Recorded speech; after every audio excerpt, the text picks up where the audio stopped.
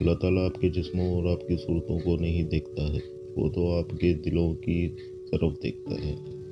علم اپنے رب کو سمجھنے کا نام ہے، باقی سب تو رزق کمانے کا فن ہے۔ یہ جو تمہارا نفس ہے، تم اگر اس کو خیر میں مصروف نہیں کر لیتے تو یہ تمہیں شر میں مصروف کر لے گا۔ سکون قلب کی تلاش کا آخری مقام ذکر الہی ہے۔ اس باپ کے سامنے اکڑ کے مت چلو جس کی انگلی پکڑ کر تم نے چلنا سیکھا ہے۔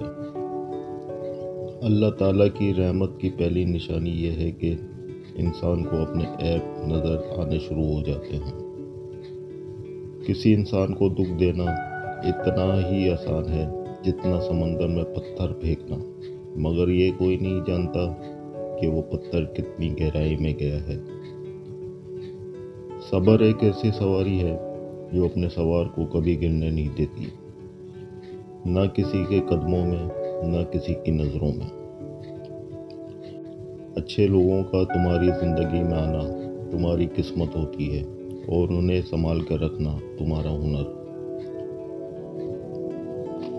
جو تمہاری خاموشی سے تمہاری تکلیف کا اندازہ نہ کر سکے، اس کے سامنے زبان سے اظہار کرنا صرف لفظوں کو ضائع کرنا ہے۔ لفظ انسان کے غلام ہوتے ہیں، مگر صرف بولنے سے پہلے تک۔ بولنے کے بعد انسان اپنے الفاظ کا غلام بن جاتا ہے۔ کوئی تمہارا دل دکھائے تو ناراض مت ہونا، کیونکہ قدرت کا قانون ہے، جس درخت کا پھل زیادہ میٹھا ہوتا ہے، لوگ پتھر بھی اسی کو مارتے ہیں۔